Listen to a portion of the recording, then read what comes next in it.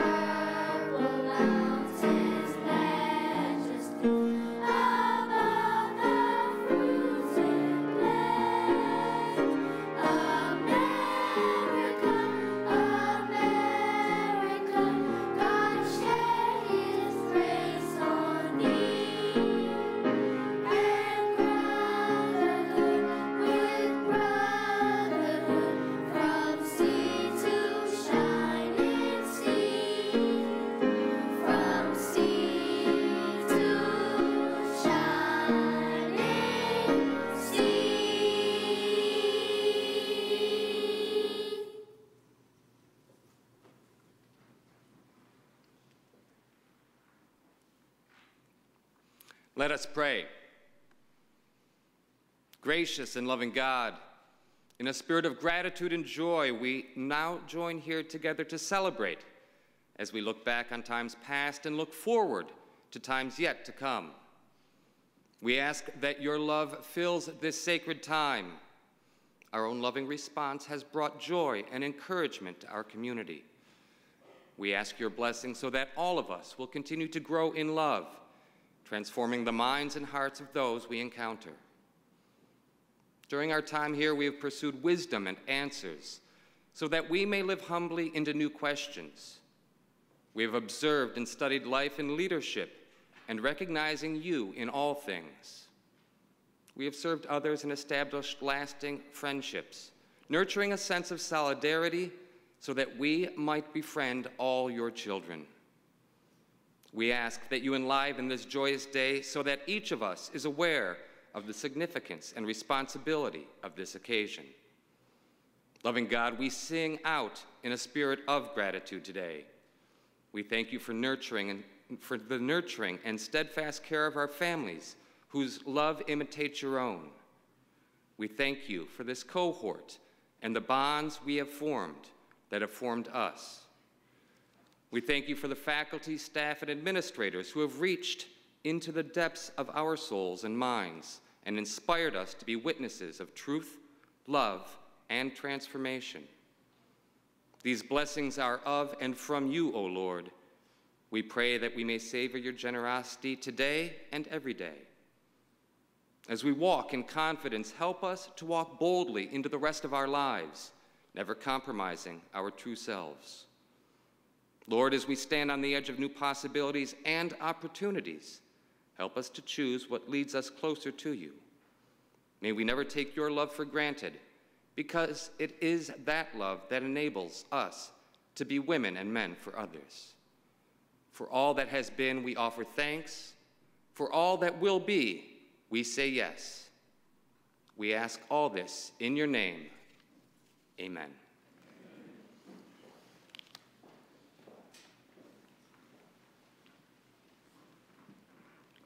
Please be seated.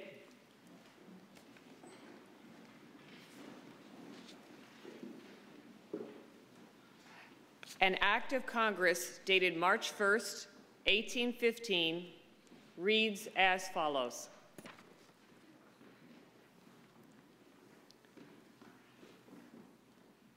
An act concerning the College of Georgetown in the District of Columbia, be it enacted by the Senate and the House of Representatives of the United States of America in Congress assembled, that it shall and may be lawful for such persons as now are, or from time to time may be, the President and Directors of the College of Georgetown within the District of Columbia to admit any of the students belonging to said college, or other persons meriting academical honors to any degree in the faculties, arts, sciences, and liberal professions, to which persons are usually admitted in other colleges or universities of the United States, and to issue in an appropriate form the diplomas or certificates which may be requisite to testify to the admission of such degree.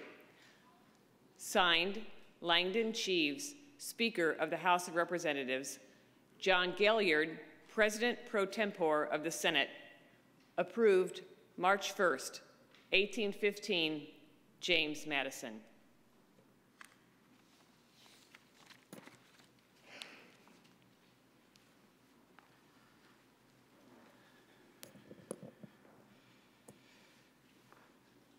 Chancellor Henderson, DCPS candidates, this is the last time I'm going to call you candidates, parents, spouses, family, friends, and colleagues, welcome. Today is a wonderful day. It's wonderful because this is about the recognition that you've earned. It's about recognition for what you've achieved. And at the onset of the holiday season, it's about celebration. I hope you're feeling like celebrating. You know, here we are with many of the trappings associated with celebrations through the ages. We have silly hats. We have really fancy robes. This is a historic building. It seems almost like a fairy tale. In fact, whenever I walk here between the Hariri building, dressed in these robes, to Gaston Hall, almost always someone takes a picture of me. And otherwise, even if I asked, they refused. But it's much better than a fairy tale, because we're here to celebrate a wonderful reality. Your sacrifice and innovativeness, your effort and accomplishment, what you've achieved in the past year, but even more, what you're going to achieve in the future. So we're here for a true celebration. First, to our graduates, congratulations. We are extremely proud of your class. I know there are people here from the EML DCPS first cohort. We're also proud of your class. You lead busy and challenging lives and are no doubt pulled in so many directions, especially during this year. And yet, over the last 12 months, you made the time and the effort to come together to create a rich community and a wonderful learning experience. You made every professor who taught you proud and glad to be a part of your cohort. I'm sure the journey was not always easy. There were many intended and I'm sure unintended challenges. I'm not sure if you like the homework. You know, I like giving homework. I don't like doing homework. High-speed deliverables. you must have had Professor McCabe. Books, papers, late nights, very early mornings. You had all sorts of courses, and I hope you had all sorts of wonderful learning experiences. And through all this, you grew with each other and hopefully closer to each other. You've grown in terms of tools and skills and techniques, but perhaps more importantly, in terms of wisdom. You have grown in terms of how you see yourself and how you see each other and how you see the world. And with you, we've grown too. I'm not sure if you know this, but for many of us, the greatest joy in our academic lives is the time we spend with you. And even though I didn't get a chance to teach you, I considered it a privilege to spend 1 hour with you. And it reminded me of everything I miss when I am an administrator rather than a teacher. And all my colleagues here feel the same thing. This is the best part of what we do. We're excited to interact with you, to discuss solutions, approaches, and puzzles that need collective wisdom. And each time we leave class, we feel fulfilled, and we are smarter people because of you. Through your buy-in, through your enthusiasm, through your commitment, you create a unique learning experience for us as well. And so for this, we thank you and we celebrate. We celebrate not just the present, but what you can do in the future. You know that Georgetown was created over 200 years ago at the birth of our country, in part to train the leaders of an emerging nation. Those were troubled times, and they were confusing times, militarily, socially, politically, economically.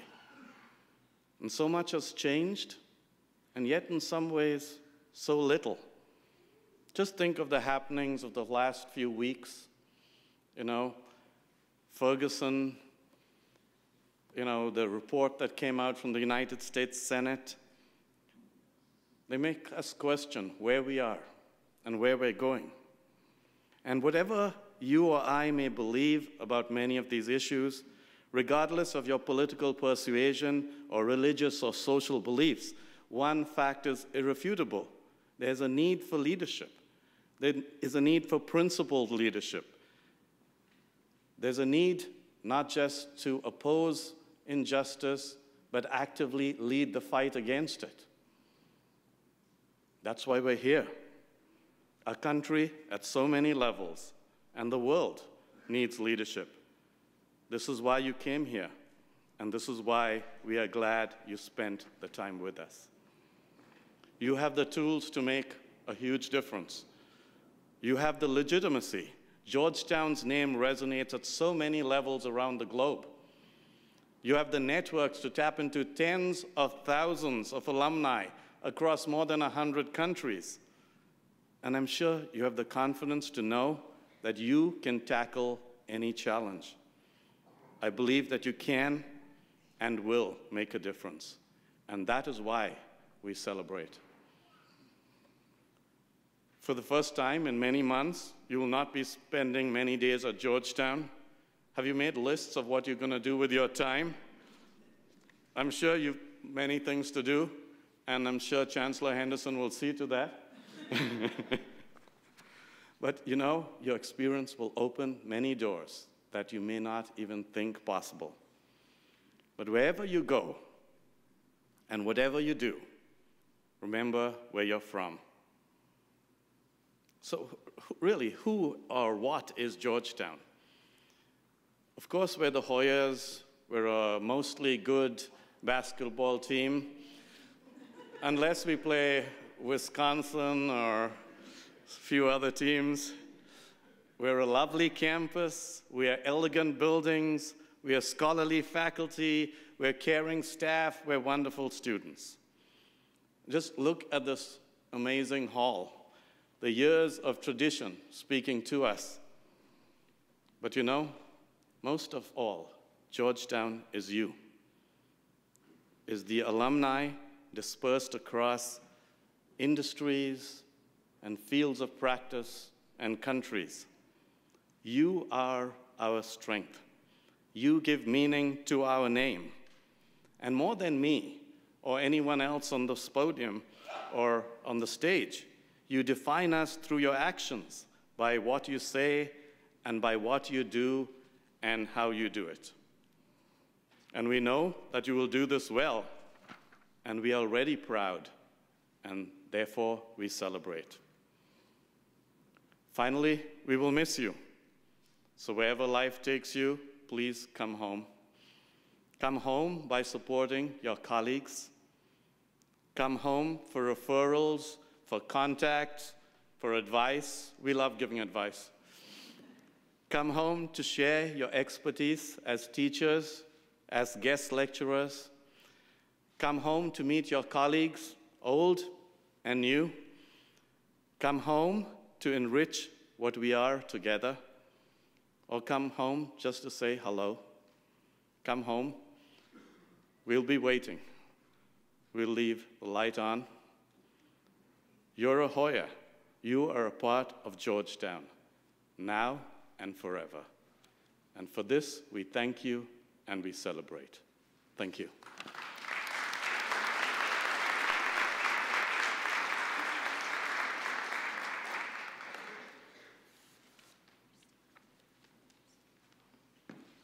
Apparently, I'm not done. As you know and appreciate, a major part of the strength of any degree program is the academic content.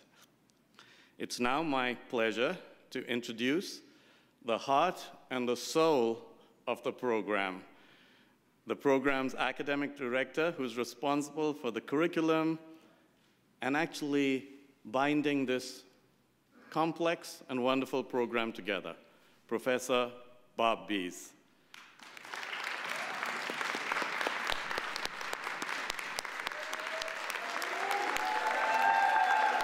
Thank you.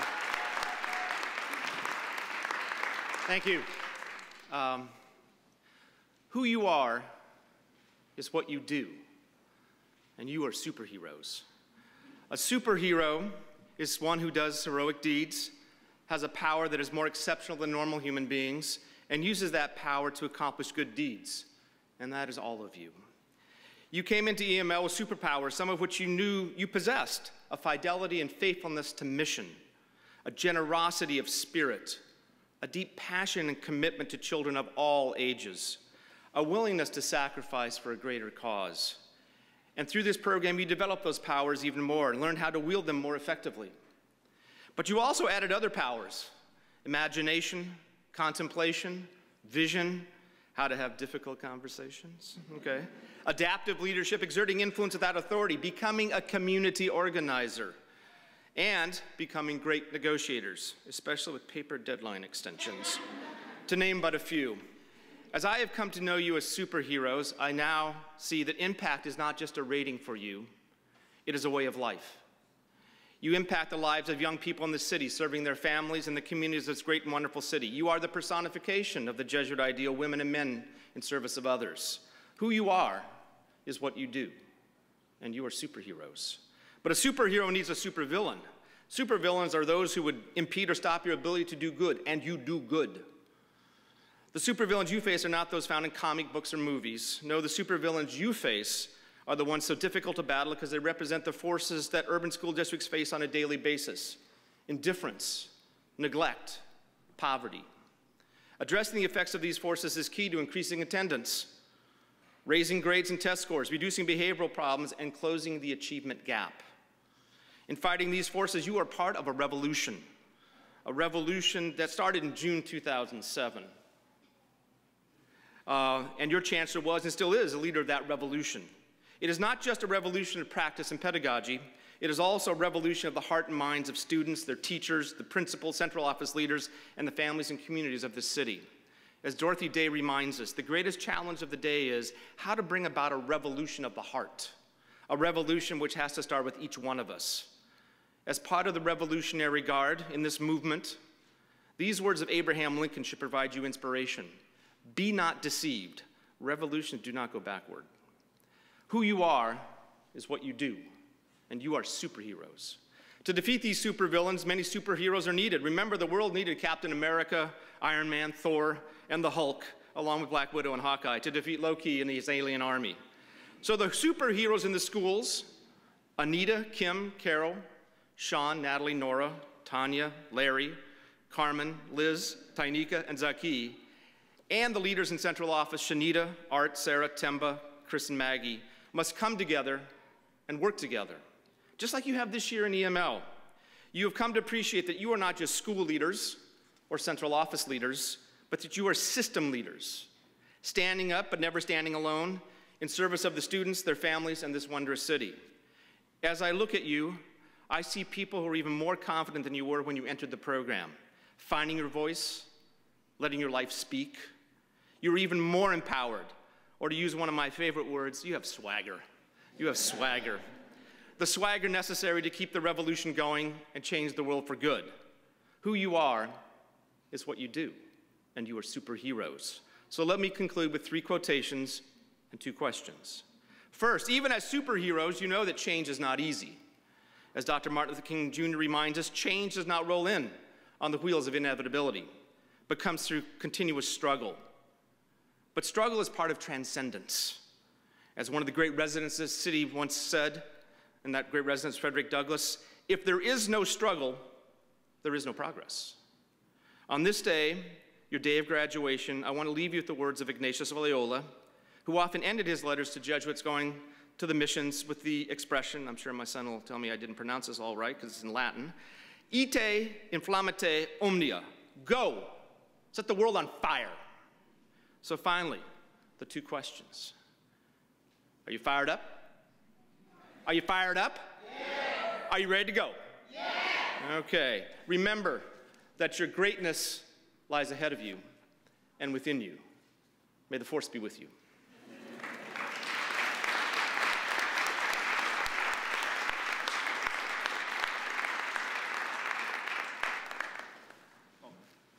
It is now my great privilege and honor to introduce the student who was selected by her classmates to be the student speaker at this graduation ceremony. My privilege to introduce Maggie Thomas.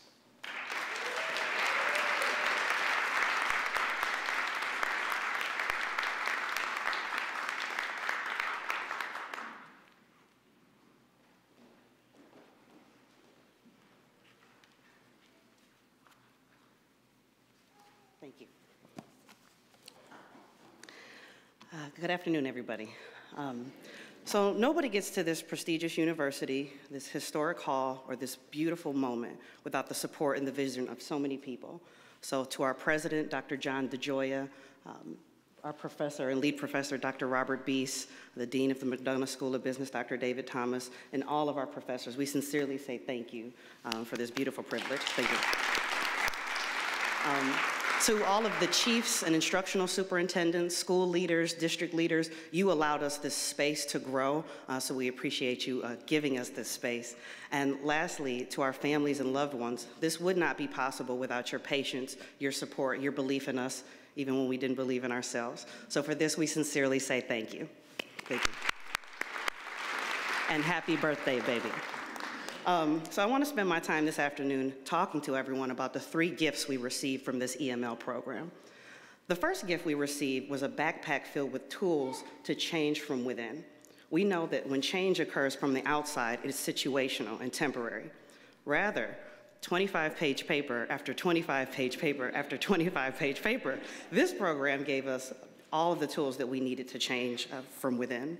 So this message was solidified at our closing residency when Professor John Fatana challenged us with a question that I'll ask all of you. What do you do versus who are you becoming? In addition to receiving these tools, the next gift we received is the desire and the ability to get to know each other, the deep respect that we have for everybody in this group. We know that there's a long bridge that exists between schools and Central. There has been for a long time. And with the vision of the chancellor and professors like Dr. Janine Turner, we were able to shorten this bridge. So as a result, we learned that Shanita's vulnerability and honesty helped us be honest with ourselves. And Art, we learned about practical results, how much he values succinctness and honesty. From Kim, she took the time to always remind us of our purpose with her humble wisdom, and Sean's passion for his own community taught us to re-examine our own commitment. Natalie, our recent Rubenstein Award winner, good job, she serves the same community as her mother and moral leader. She taught us to think before we speak. And Larry, with his Machiavellian obsessions, always taught us to look differently at a problem, even when it is right. Carmen reminded us to serve our community with her mantra, a servant's heart. Zaki always spoke truth to power because he was always challenging us.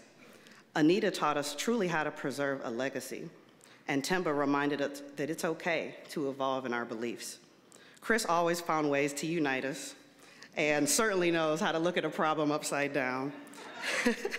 And Carol found her voice again. She encouraged us all to find ours. Liz poetically reminded us that a child is not one, but 100. And Tanya consoled us when our friend and dear colleague, Father Payne, passed away. She sent us these words: "I hope you still feel small when you stand beside the ocean, and when you get the chance to sit it out or dance, I hope you dance." Sarah helped us stay organized and preserved her heritage in a way that would make her own beau be proud. And Nora, through her dear mom, taught us the true meaning of what an expert actually is. Lastly, Tynika, who represents in her city in a way that would make our dearly beloved Marion Barry proud. You taught us to honor our students and families at all times. So for all of you, we say thank you. Shanita, go stop. In addition to receiving these tools and bridging the gap between schools and central office, the last gift is what I would consider to be our most important. As Professor O'Day always taught us, do not be your easiest self. So who are we when we're being our easiest self? We are detached, apathetic, victims of groupthink mentality. That's not what true transformative leaders are. That's not how we think. True transformative leaders believe that the boat is safer at the harbor, but that is not the purpose of boats. So our EML program taught us that he who risks and fails can be forgiven, but he who never risks and never fails is a failure in his entire being. So recently, one of my colleagues, Sabria, asked me, she said, "Well, Maggie, what are you going to do now that you graduate?" And I thought about my parents who are sitting in this audience. You all always taught me to have a deep desire to be a constant learner. But one of the things that this program did is it gave us all new glasses to see the gap that exists between what currently is and how things should be. So right now, we have two things that we can do. We can put this beautiful, fancy degree on our wall, or we can squint into our future and attack that gap. So 51 years later, after the historic March on Washington, we see that a lot has changed in our beautiful nation and a lot has not. So as people right now are marching right now to the Capitol building, we still see a fog, a very dense fog of racism and poverty and injustice that infects all of us. We are here to change that. There's no Superman who's going to save us. There's no $100 billion from the Republicans and Democrats that can't even work. We are it. We're the ones that need to change our good actions, our good ideas and turn them into powerful actions. So I recently heard a colleague say, "Well, Maggie, you wouldn't have to do all that type of stuff if we could just teach our kids to be courteous and respectful." Well, I say that this won't happen when we right here, we teach and empower our youth to be the legislatures that make the law, be the prosecutors that execute the law, be the judges that uphold the law, and be the type of citizens that will never rely on injustice. We'll never settle for it. That's us. That's our responsibility. So a school district doesn't just fail when it gets poor test scores, but rather when we're producing kids that say things like, "It is what it is, things will always be that way, there's nothing I can do to change," that's when we know that we failed as a school system and as a country. So My classmates know that I care a lot about group titles, being a part of OHC, of course. And remember, Chris, we were never the bottoms. We were the people of the program majority. So caring a lot about titles, let me say this to you. Let us not leave as the second DCPS EML cohort. Let's leave as the first DCPS EML coalition, because our classes have ended, but our work certainly has not. So with all that said, this is what I believe. Life is not necessarily about good versus evil anymore. Life is about doing good versus doing nothing. What will we do? Thank you.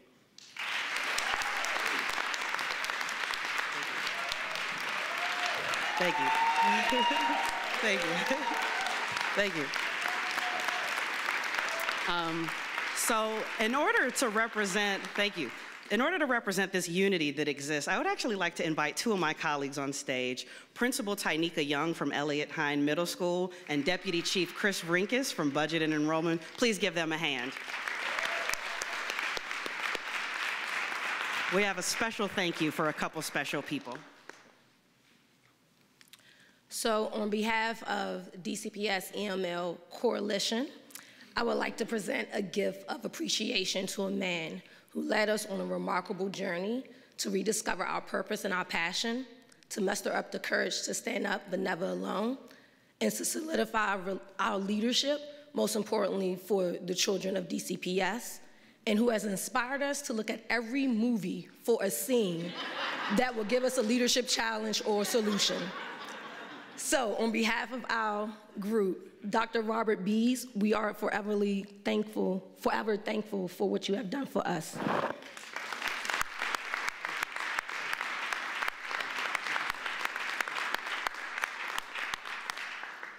Next with this very special gift, Dr. Kaya Henderson, all of this right here started with a vision that you had. Your courageous goals and ambitious goals led us right here to this moment, and we sincerely want to say thank you. We're right here marching with you, and we love you.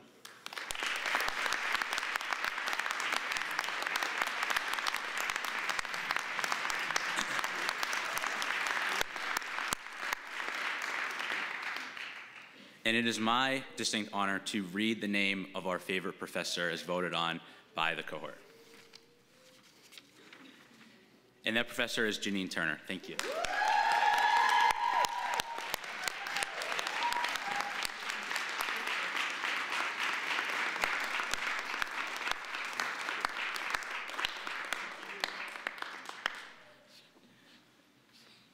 You crack me up. She just told me I have 30 seconds to say something. Of course, he's got the stopwatch to start on that one. I'm honored, so honored. So many things about the last few months since I've got a chance to teach you. The events that have unfolded have made me think of you, because I think differently about myself and the way I teach because of what I've learned from you. And I can't tell you how much I appreciate it. You talked about the boat, and that's one of my favorite quotes, is a ship that sits in the harbor is safe, but that is not what ships were built for. And I really see so much of what you will be doing is taking risks the way you did when you came and got a part of this program and as you move on. So I'm honored to be a part of your journey, and I look forward to keeping in touch with you. I'll think of you often. Thank you.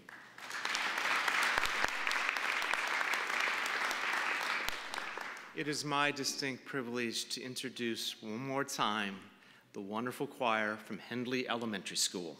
Come on up. Give it up for Henley.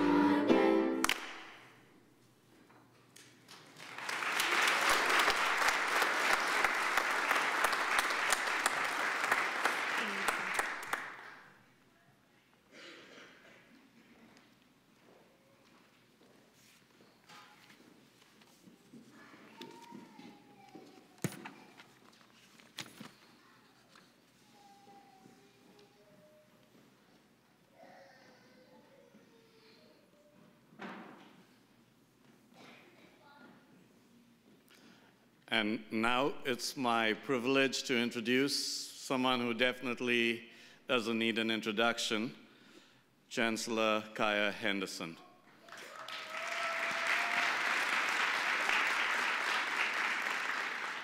A native of Mount Vernon, New York, Chancellor Kaya Henderson attended Mount Vernon Public Schools.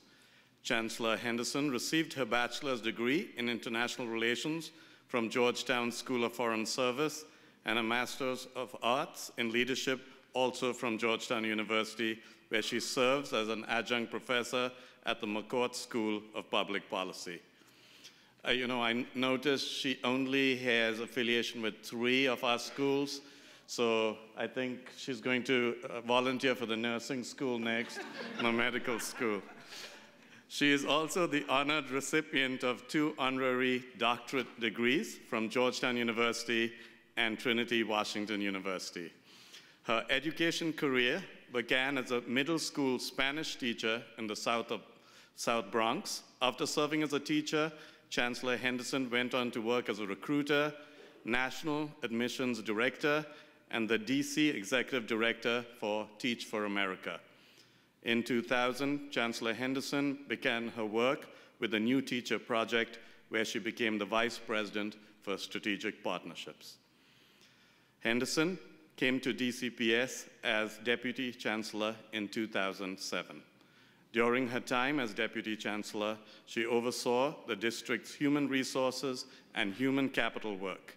In this position, she served as Chief Negotiator for the groundbreaking 2010 contract between DCPS and the Washington Teachers Union, and led the development of Impact, a new and innovative professional development and assessment system designed to ensure that an effective teacher is leading every classroom in DCPS. Her work in developing human capital at DCPS has served as a model for other school districts throughout the country. Since 2010, Kaya Henderson has served as Chancellor of DC Public Schools. As Chancellor, Kaya is committed to holding students to high expectations, providing them with access to high-quality teachers and leaders, creating the most rigorous and innovative instructional environments to ensure their success, and motivating students and engaging families. Henderson is actively involved in a number of community and professional organizations, including the Executive Committee of the Council of Great City Schools, International Women's Foundation, Board of Trustees for Student Achievement Partners, Georgetown University Board of Regents, Pahara Aspen Fellowship, Nevada Leadership Institute, RAISE DC, and the Kennedy Center Board of Trustees. So it was with great pleasure I welcome Chancellor Henderson and ask her to give you her graduation address.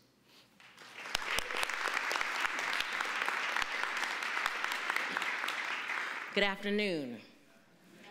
Hello. Good afternoon. All right, this is an exciting occasion. You should be excited. I am so pleased to be back on the hilltop, to be back at Georgetown, to be back in Gaston Hall. This is the place that grew me. And I could think of lots of experiences I've had on this very stage, from being hypnotized on this stage, to having the president of the university sit and talk to us, to what might be the proudest moment of my life, receiving an honorary doctorate from my alma mater.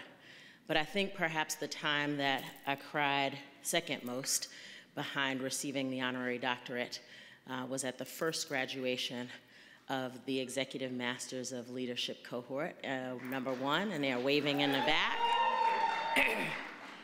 They were my dream come true class. I never in my life imagined that something that I wanted to do, marry 2 of the most important families that I have, my DCPS family and my Georgetown family, into a powerful combination that will not only change what's happening in schools in this city, but will change this city and will change this very world. And now, it's not the dream realized, it is the dream in action, this is the class that is going to take me. The first class were guinea pigs, right? We didn't really know what we were doing. We gave it a shot. It turned out all right. But this class, in fact, we had the opportunity to hone and tweak what we did wrong or what we could improve from the last go-round, and really give you our very, very best. And I want to thank, first, President DeGioia, who, when I became chancellor, I came to his office and he said, if there's anything that we can do for you, let me know. And I said, I want to start a principal program. And he said, okay.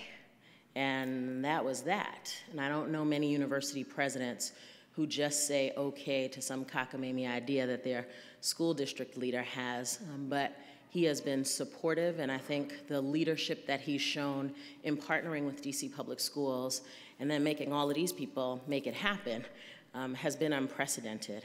And then to my partner in crime, Dr. Bob Beese, who was the academic director of my EML program, and with whom, after I graduated, we sat down at Tonic at Quigley's, remember that? And talked about how we could put something together. This is not just my dream, this is our dream. And when great people work together, great things happen. And then to the amazing faculty and staff at Georgetown who have loved and led our candidates the way they have loved and led every student at Georgetown. My hat goes off to you for the tireless work that you do every day in creating the beloved community that is Georgetown University. This is a very, very special place, and I'm glad that you're here today with us to celebrate. When I was thinking about what to say on my way in the car, because you know I could write a speech, but things always, I think, are best when they come from the heart. And I was reflecting on a bunch of things that were happening today and over the last couple of weeks, and trying to figure out, what does this EML experience mean? What do I hope that you all take from this last 12-month journey? And there are three things that came to mind. First, I hope that you all recognize that the EML experience and the leadership journey overall is a journey of learning. It's a journey of learning. You all committed a year of your life to an intensive academic experience while you had a day job, in fact, one of the hardest day jobs in America. And you were writing papers, and you were leading school buildings, and you were tackling central office issues, but you pursued academic excellence. And that's going to be important not just for the last 12 months, but as Maggie said, leaders are learners. That's going to be important for the rest of your leadership journey. Nobody really cares that you had to write 25-page paper after 25-page paper after 25-page paper, frankly. I did it too. In fact, the second half of my EML program was during the first 6 months of me being deputy chancellor at DCPS. And I was drinking from a fire hose and writing 25-page papers. And if we want to hold our young people to high academic expectations, if we want to expect excellence, academic excellence, from our young people, then we have to be the example. We have to consistently pursue academic excellence. We have to consistently learn. So this is just the next stop on your learning and leadership journey. There will be more. But if you're going to be the kind of transformational leader that we need you to be, you have to continue to learn. The second thing that came to mind was the idea of community. One of, I think, the most important features of the EML program is that it is a cohort program. And what cohort means is that it's a group of people working together. My cohort had 44 people in it, many of whom I am still great friends with to this day. My learning group had 4 people in it, and we talk still quarterly. Going through an experience with a group of people makes the experience very, very different than going at it by yourself. You aren't just reliant upon your skills and abilities or talents and experiences. In fact, the skills and abilities and talents and experiences of the entire cohort are brought to bear in your toolkit. You learn each other, you learn how to lean on each other, you learn how to love each other. And that's going to be incredibly important for you as leaders in DCPS. We're not solitary individual school leaders. We are a system of leaders who are working together to build a system of schools where every single school has the kind of academic excellence and world-class education that our children and families deserve. You can't do that by yourself. You have to do that with each other. And not only are you in the community of your cohort, but you're now in the larger EML community, and so you have the folks before you who you can lean on, who've had the same experience. It was fascinating. I went through the EML program in 2007, yeah, and recognized many of the inside jokes because we are part of the EML community. And in the same way that those folks here have come on a beautiful Saturday where they could be marching or Christmas shopping or doing whatever, they didn't count it robbery to come and support you in your graduation celebration. Also in the audience is the next generation of the EML cohort, Cohort 3, which has recently been accepted. If you're part of Cohort 3, do me a favor and stand up, please.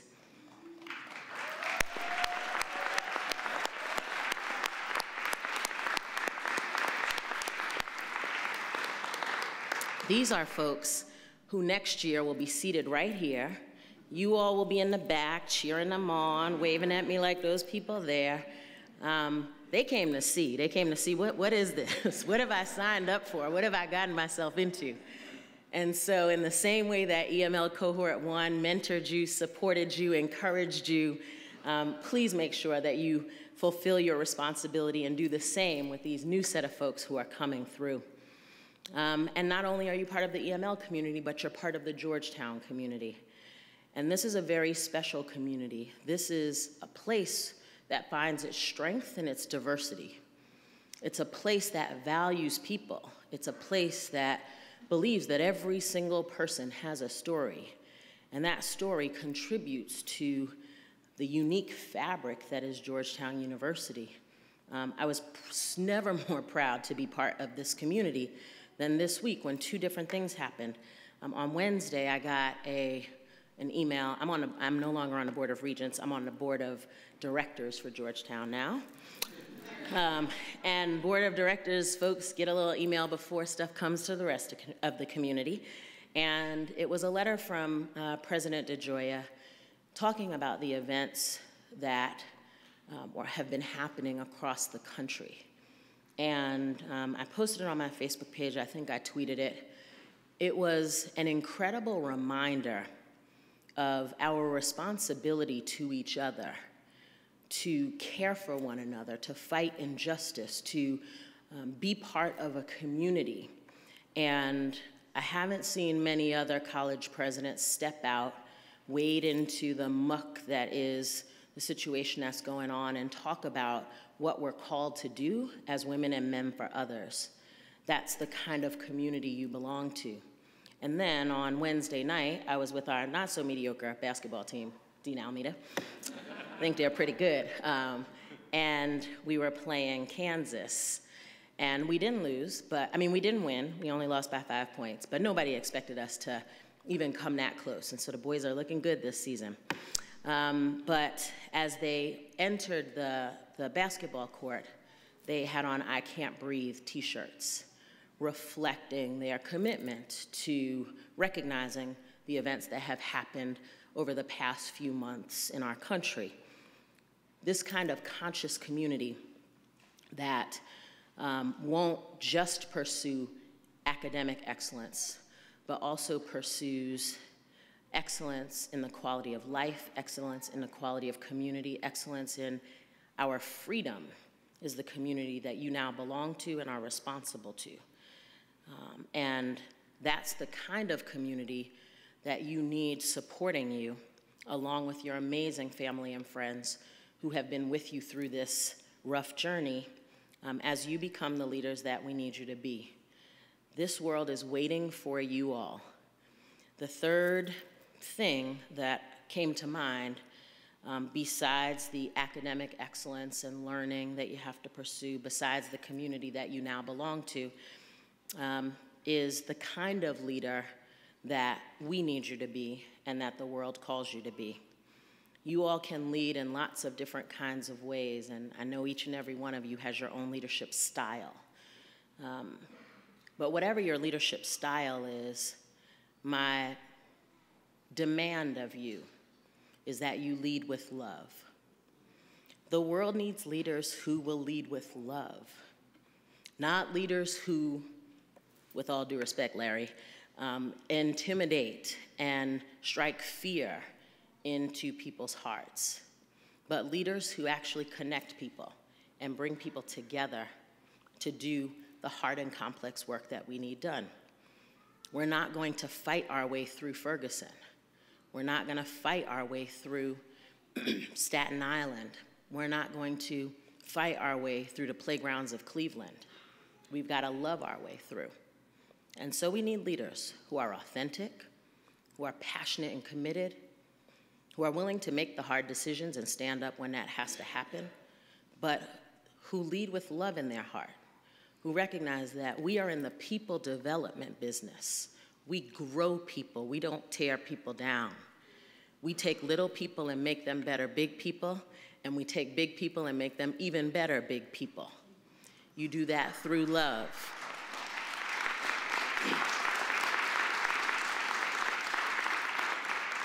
You can't scream at a plant to make it grow faster, but you can love a plant and it will grow as fast as you need it to grow.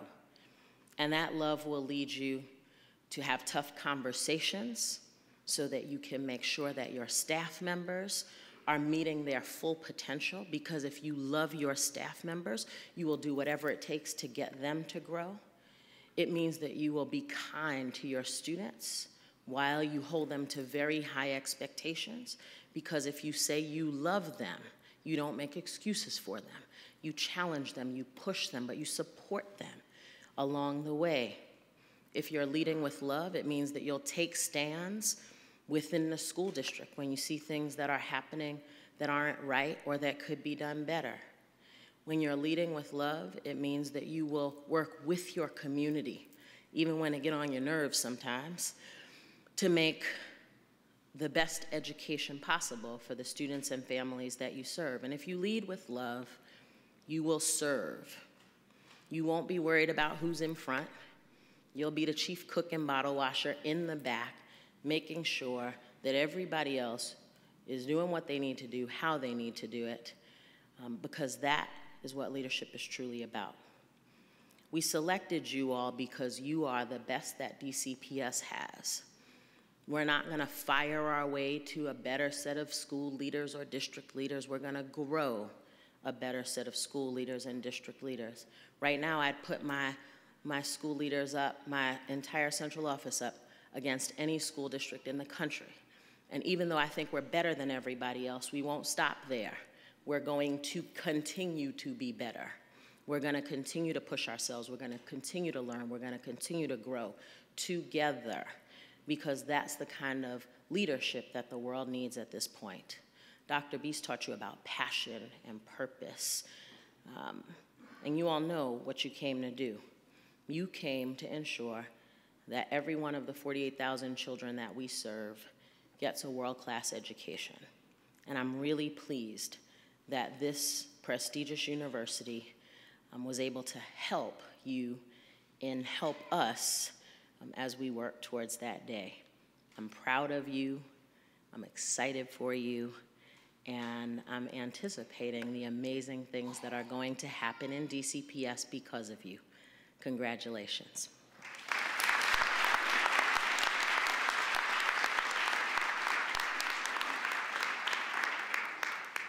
Thank you, Chancellor Henderson, for sharing your thoughts this afternoon. My name is Lonnie Smith, and I'm the Assistant Dean for Executive Degree Programs at the McDonough School of Business. Will Dean Almeida, Chancellor Henderson, and Professor Turner please stand up as we go ahead and recognize our candidates. I'm going to have you guys rise. I'll now call forth the individual students, first and second rows. If everyone could please hold your applause until the end. and the students have returned to their seats.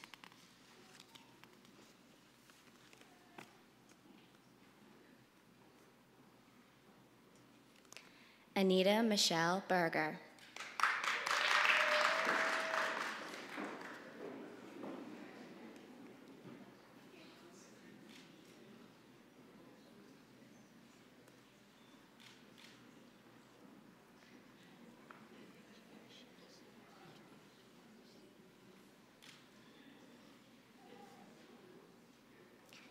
Kim Burke.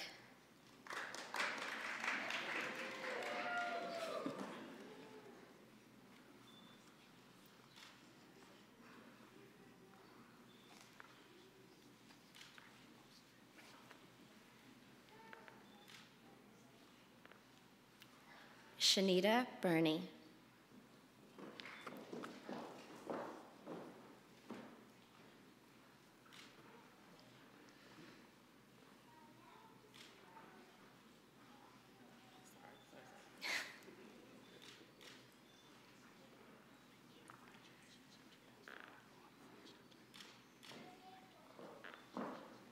Carol Campbell Fullard.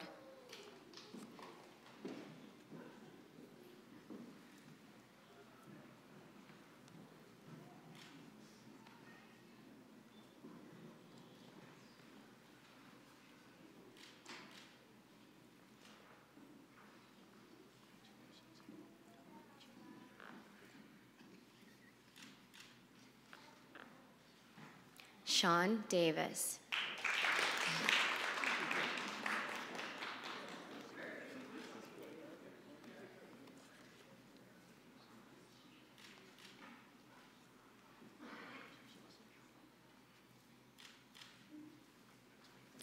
Arthur Fields.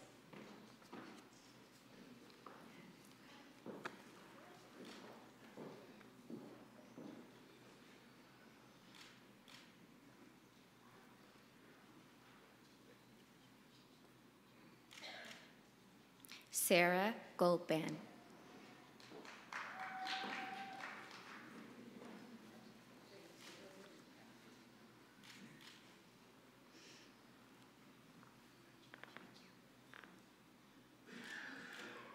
Natalie Hubbard.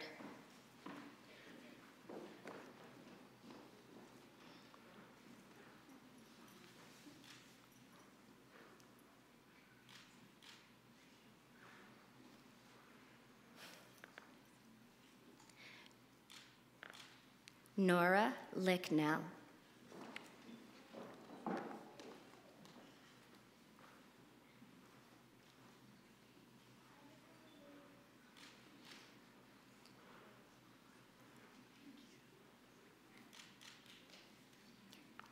Mzwadili Temba Masamina. Sorry.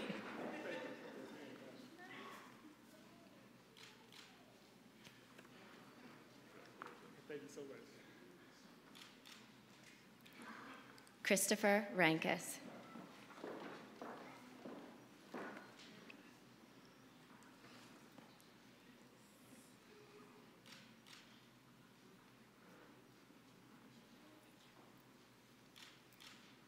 Tanya Rowan.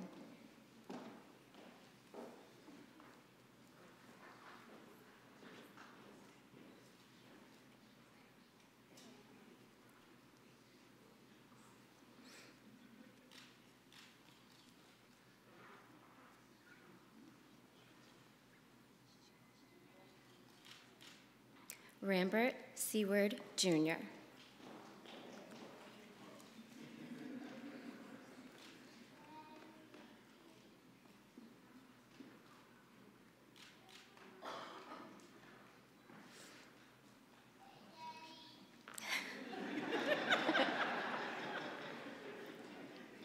Carmen Shepard.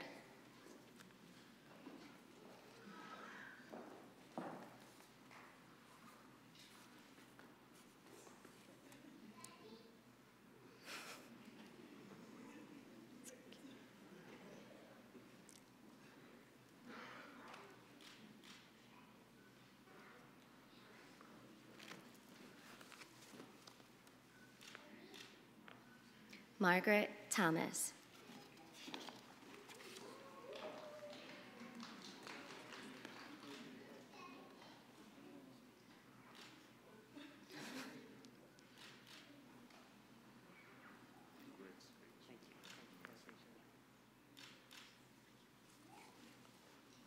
Elizabeth Wisnick.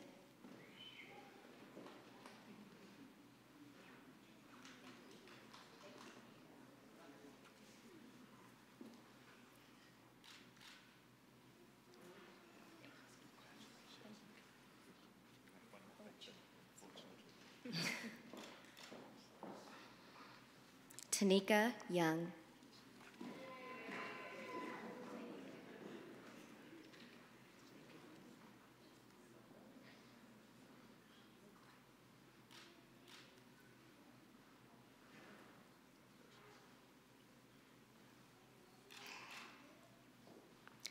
Abdul Zaki.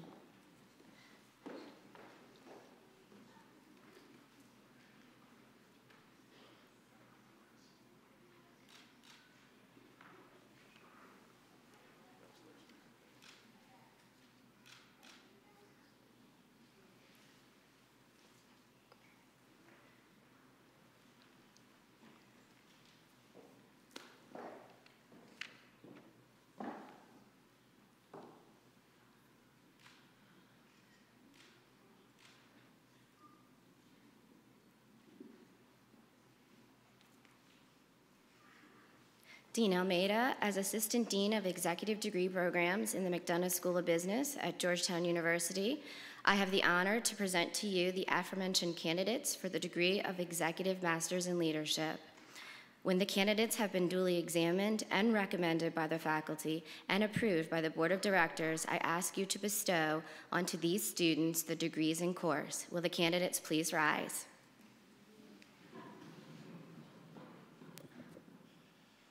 Ready? By virtue of the authority vested in me by the Congress of the United States and by the President and Board of Directors of Georgetown University, I officially confer upon the recommended candidates the degree of Executive Masters in Leadership. Ladies and gentlemen, it gives me great pleasure to present to you the 2014 class of the Georgetown University Executive Masters in Leadership DC Public Schools program. Congratulations.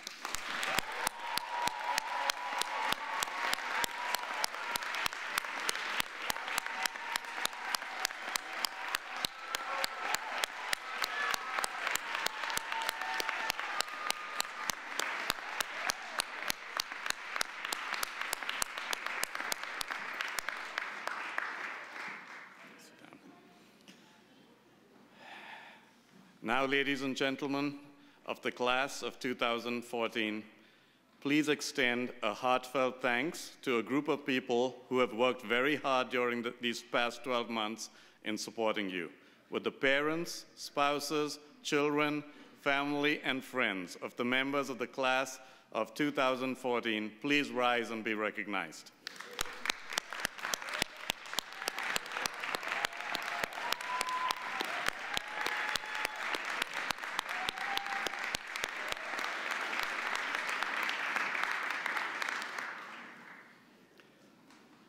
And finally, I'm sure you're very grateful to the staff and faculty for all they've done. So we'd like to give a special round of applause to Dean Lonnie Smith and all her administrative staff, and Professor Bob Bees and all his faculty colleagues. Thank you.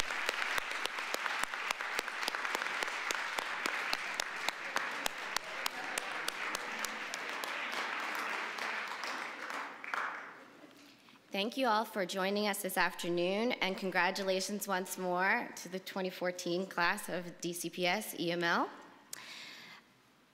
We wish you well in the future and all of your future endeavors, and welcome to the Georgetown alumni community. Please rise as Reverend Gregory Shendon will offer our benediction.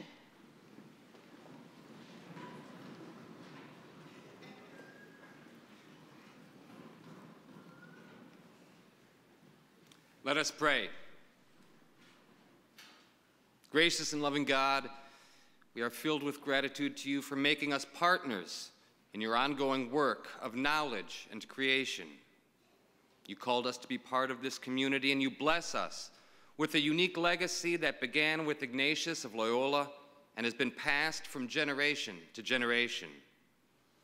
The gift of our mission, founded on the practice of reflection and discernment, enables us to make decisions which call us to stand in solidarity and kinship with all those who share our journey, and moves us to perform active leadership and service rooted in authentic justice and love. These gifts of our Ignatian heritage invite us to be part of a tradition that builds on the wisdom of the past, with a vision open to the opportunities of the future. These gifts also challenge us to move beyond our norm, to broaden our imagination, to deepen our trust, and to establish your kingdom here on earth. As we commence this day, continue to fill us with enthusiasm and wonder as we receive these gifts, with open minds, generous hearts, and willing spirits. Following the example of St. Ignatius, may we too labor and ask for no reward except that of knowing we are doing your will. May we take full possession of this heritage and joyfully pass it on to those generous men and women who walk behind us into the future. We ask all this in your name. Amen.